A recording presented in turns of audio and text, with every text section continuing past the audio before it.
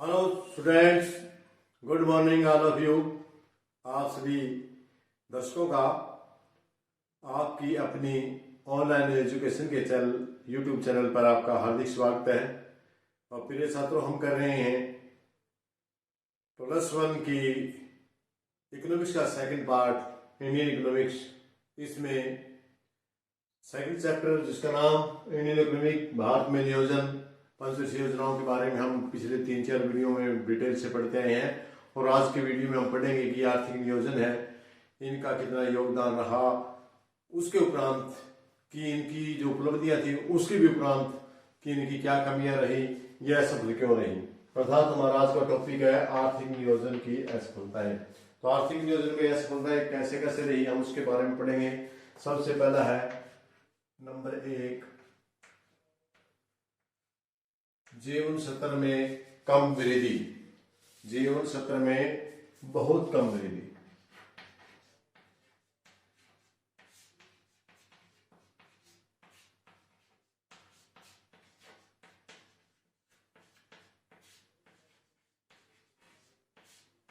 देखिए dear students, हमने पढ़ा कि सन 1947 में हमारा भारत आजाद हुआ तो हमें पिछड़ी हुई विरासत में गतिहीन पिछड़ी हुई अर्थव्यवस्था विरासत में मिली थी।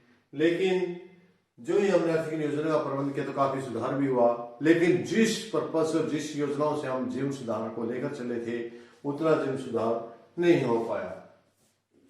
भारत में सभी पंचवर्षीय योजनाओं के उद्देश्य जीवन स्तर को ऊंचा उठाना रहा, परंतु वास्तव में जीवन स्तर ऊंचा उठाना तो दूर रहा, अभी तक लोगों की जीवन रक्षक आवश्यकताओं के भी पूरा नहीं किया जा सका। भारत में स्वस्थ रहने के लिए उस व्यक्ति के लिए 25-60 कैलोरी भोजन की प्रतिदिन आवश्यकता होती है, जबकि भारत में 24 कैलोरी भोजन प्राप्त होता है। हर व्यक्ति को केवल 16 मीटर कपड़ा प्रति वर्ष प्राप्त होता है। मकानों के संबंध में अवस्था बहुत ही खराब है। भारत में जनसंख्या लगभग 21.9% भाग निर्धनता रेखा के नीचे है। इसके साथ साथ जो अगला पॉइंट है वो मूल्य में वृद्धि।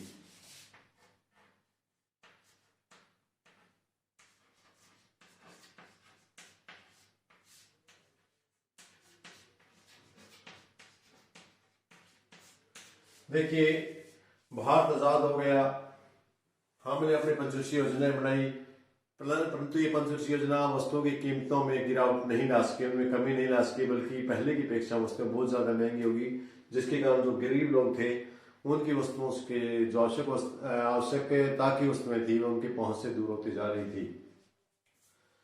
या हम कहें कि प्रत्येक योजना का उद्देश्य कीमत स्थिरता के लक्ष्य को प्राप्त करना था, परंतु सभी योजनाओं की अवधि में कीमत स्तर में काफी वृद्धि हुई।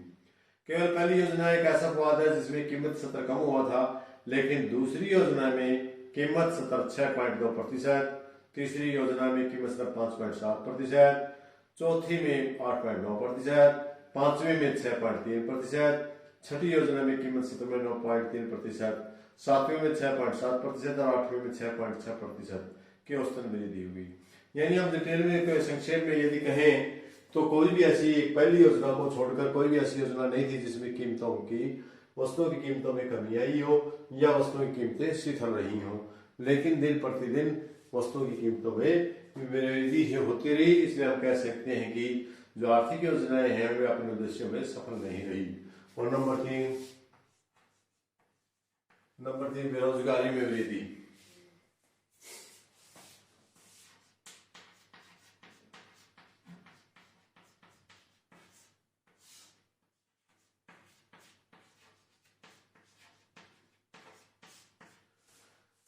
देखिए इतनी योजनाएं बनाएगी जिनमें काफी पैसा लगाया, और हम भारत का ये योजना लेकर चले थे कि हर योजना में रोजगार के साधन उपलब्ध कराने पर जोर दिया गया, जीवन स्तर को ऊंचा उठाने का जोर दिया गया। लेकिन फिर कि इतने बड़ी देश में और इतनी तेजी से बढ़ती हुई जनसंख्या पर कंट्रोल पाना पंचवर्षीय योजनाओं के बस में नहीं रहा, और बेरोजगार मिलने के स्थान पर बेरोजगारी पहले की अपेक्षा और अधिक बढ़ती गई। पंचवर्षीय योजनाओं के दौरान बेरोजगारी कम होने की स्थान पर बढ़ती गई। पहली पंचवर्षीय योजना के बाद 53 लाख लोग बेरोजगार थे। दूसरी योजना के बाद उनकी संख्या बढ़कर 71 लाख होगी और 11वीं योजना के अंत तक इनकी संख्या बढ़कर 4 करोड़ से अधिक होगी। पिछले 20 वर्षों में रोजगार के अवसर 2.3% बढ़े, जबकि श्रम की पूर्ति 2.5% से बढ़ी। यानी कहने का भाव यह है कि हमारी बेरोजगारी कम होने के बजाय हमारी बेरोजगारी आगे बढ़ती ही रही, और हमारी जो पंचवर्षीय योजनाएं थी हम उनका असफलताएं कह सकते हैं, क्योंकि उनमें हर योजना में रोजगार उपलब्ध कराने की बार बार बात की गई थी, तो हम हर प्रत्येक को योजना नहीं दे पाए, इसलिए कह सकते हैं कि असफल रही। और चौथा है उत्पादन का धीमा विकास।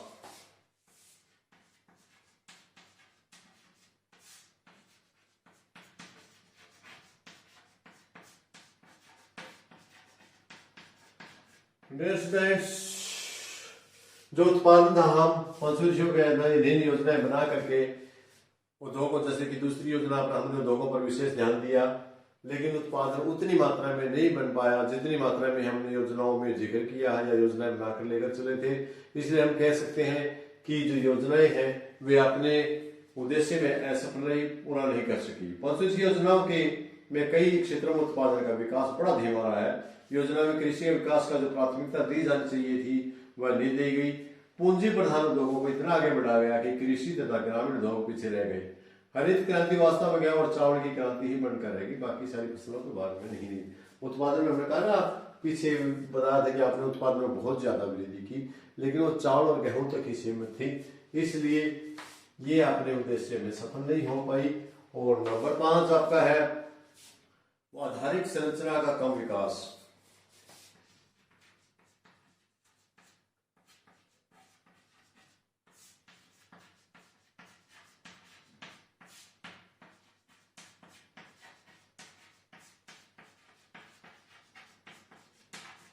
जैसे कि हमने इनके लक्ष्य पढ़ते समय उद्देश्य पढ़ते समय पढ़ा था, आधारिक संरचना का उद्देश्य को लेकर योजनाएं बनाई गई थी।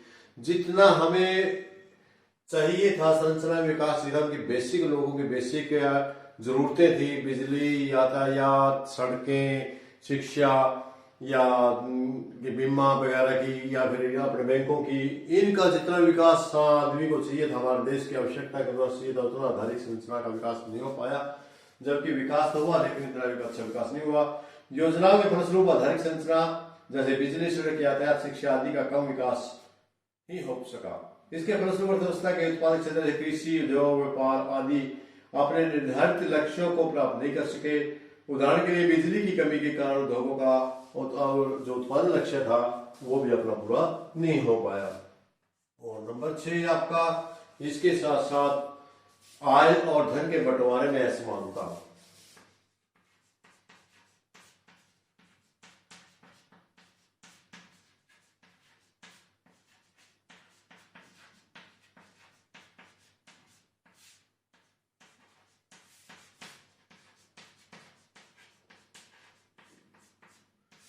फ्रेंड्स, ये हमने बात की थी जिस टाइम हम लक्ष्य या उद्देश्य पढ़ रहे थे, तो उसमें ये बात आई थी कि जो पंचवर्षीय योजना का मुख्य लक्ष्य ये भी रहा कि लोगों, जो सभी पब्लिक है, उसमें अमीरी गरीबी खाई को कम कर दिया जाए तथा आय तथा धन का बंटवारा है उसको समान किया जाए। लेकिन इस लक्ष्य में भी हमारे पंचवर्षीय योजना, हमारी जो भी योजनाएं बनाई वह सफल रही, क्योंकि इन योजनाओं का अधिक फायदा अमीर लोगों को हुआ, और अमीर लोग और भी अधिक अमीर हो गए, और गरीब लोग पर सिर्फ अपने आजीविका तक ही सीमित रह गए और अपने खाने पीने की चीजों तक सम्मिलित रहे।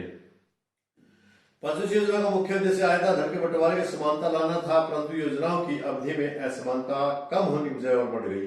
धनी वर्ग और धनी हो गए, गरीब और गरीब हो गया। आय तथा उसके वितरण में यह असमानता केवल औद्योगिक क्षेत्र में ही नहीं बल्कि कृषि क्षेत्र में पाई जाती है। यह अनुमान लगाया जाता है कि 3% परिवार लगभग 50% खेती की जमीन के स्वामी है। योजनाओं की अवधि में समाजवाद की जो वचन राष्ट्र को दिया गया था वह केवल एक नारा मात्र ही रह गया था।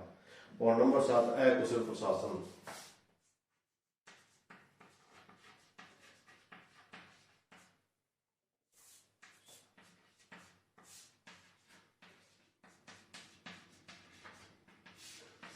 देखिए, पंचवर्षीय योजना में बड़ी योजना बनाई गई, हमारे शासन को अच्छा बनाने का प्रयास किया गया, लेकिन इतना अच्छा प्रशासन इतनी बड़ी जनता पॉपुलेशन के लिए नहीं दे पाए। यूएनओ की एक टीम के अनुसार भारत की योजनाओं की मुख्य कमी उनके कार्यकरण के से संबंधित है। योजनाएं तो सोच समझकर तैयार की जाती है, परंतु अकुशल प्रशासन, बेईमानी, निजी स्वार्थ लाल पित्ताशाही आदि के कारण ये लक्ष्यों के पूरे नहीं हो पाते। बिल्कुल सीधी सी बात स्टूडेंट्स, हमारे किसी समय कहा जाता है कि यदि केंद्र सरकार गरीब के पास 1 रुपया भेजती है तो बीच में भ्रष्टाचारी के कारण उन तक सिर्फ 10 पैसे ही पहुंच पाते हैं। यानी कहने का भाव यह है कि भ्रष्टाचार के कारण, लाल पित्ताशाही के कारण, अफसरशाही के कारण हमारे देश की जो पंचवर्षीय योजना है वह पूर्ण रूप से लागू होने में असफल रही। और इसके साथ अगला पॉइंट आपका सुदृढ़ आधार का अभाव।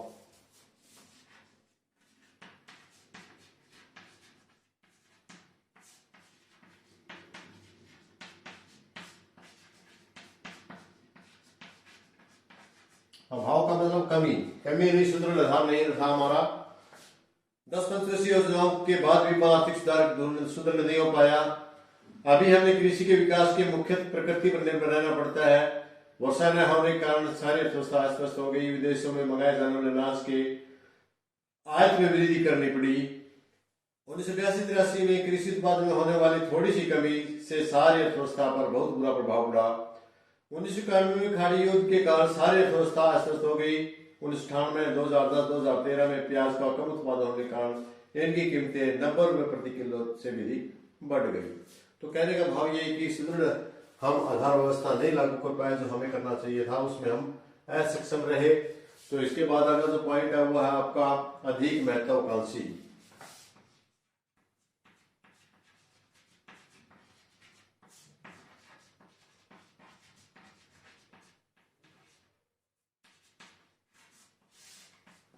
अधिक महत्वाकांक्षी थी योजनाएं थी आपकी।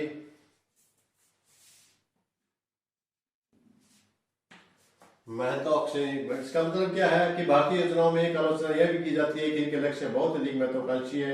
इसके दो कारण हो सकते हैं, एक तो साधनों की कमी, दूसरी योजनाओं का दोषपूर्ण क्रियान्वयन। योजना काल में विकास की दर लक्ष्यों को प्राप्तियों में काफी अंतर रहा। भारतीय अर्थव्यवस्था की औसत वृद्धि दर 4.4% रही, जबकि लक्ष्य दर 5% रहा।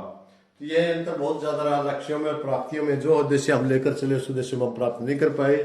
यानी हम कहने को तो बहुत ज्यादा थी, दिखावा ज्यादा बढ़ा चढ़ा कर किया गया, लक्ष्यों का बनाया गया। जैसे कि हमने 5% का टारगेट रखा था, 5% से ऊपर जाना चाहिए था, लेकिन हम 5% के बजाय भी 4% से नीचे ही रह गए। अगला पॉइंट इसमें बचत और निवेश की वृद्धि, बचत और निवेश की वृद्धि में विरोधाभास। नंबर 10, बचत तथा निवेश की वृद्धि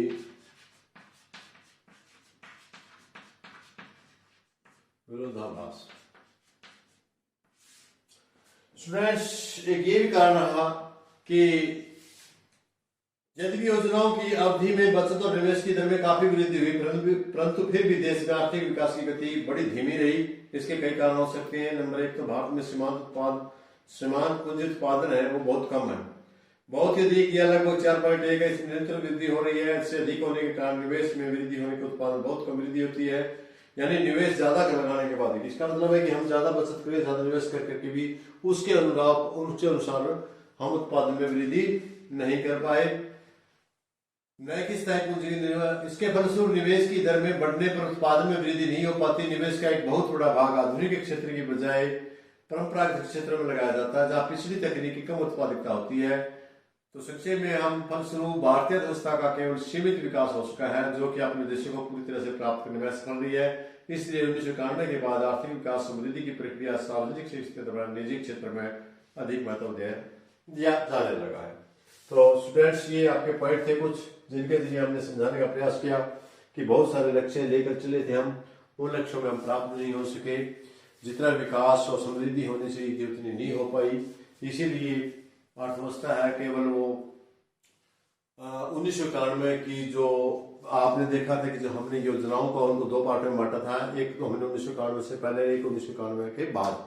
तो 1991 से लेकर 1951 से लेकर 1991 तक की जो योजनाएं थी वह सफल होने के कारण ही तो हमने सार्वजनिक क्षेत्र की बजाय निजी क्षेत्र को अपनाया गया। आपको पता है कि आपने पढ़ा है। 1991 के बाद की योजनाओं में हमने उदारीकरण, निजीकरण और वैश्वीकरण की नीति को अपनाया, जिसको हम एलपीजी की नीति से जानते हैं। तो एलपीजी की नीति अपनाने की क्यों जरूरत पड़ी, क्या आवश्यकता पड़ी? इसका कारण यही था कि जो हमने 1991 से पहले योजनाएं बनाई, पंचवर्षीय योजनाएं थी, वह हमारी आपके उद्देश्यों में पूर्ण रूप से सफल नहीं हो सकती। चाहे वो कौन सा भी उद्देश्य था, उसमें वो पूर्ण रूप से सफल नहीं होने के कारण ही हमने सारा का सारा 1991 में एलपीजी की नीति लेकर आए, जिसमें हमने सार्वजनिक क्षेत्र की बजाय निजी क्षेत्र को ज्यादा महत्व दिया। तो मेरे ख्याल में ज्यादा न कहते हुए यही मैं आज आपकी बताई थी, इनके बारे में जो कुछ कमियां थी वही उद्देश्य हैं, उन उद्देश्यों में आप कमियों को दर्शा सकते हैं।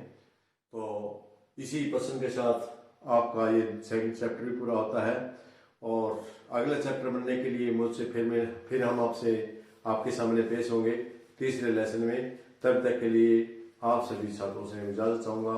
धन्यवाद, थैंक यू। पढ़ते रहे, बढ़ते रहे, अपने जीवन में सफलता हासिल करते रहें। धन्यवाद।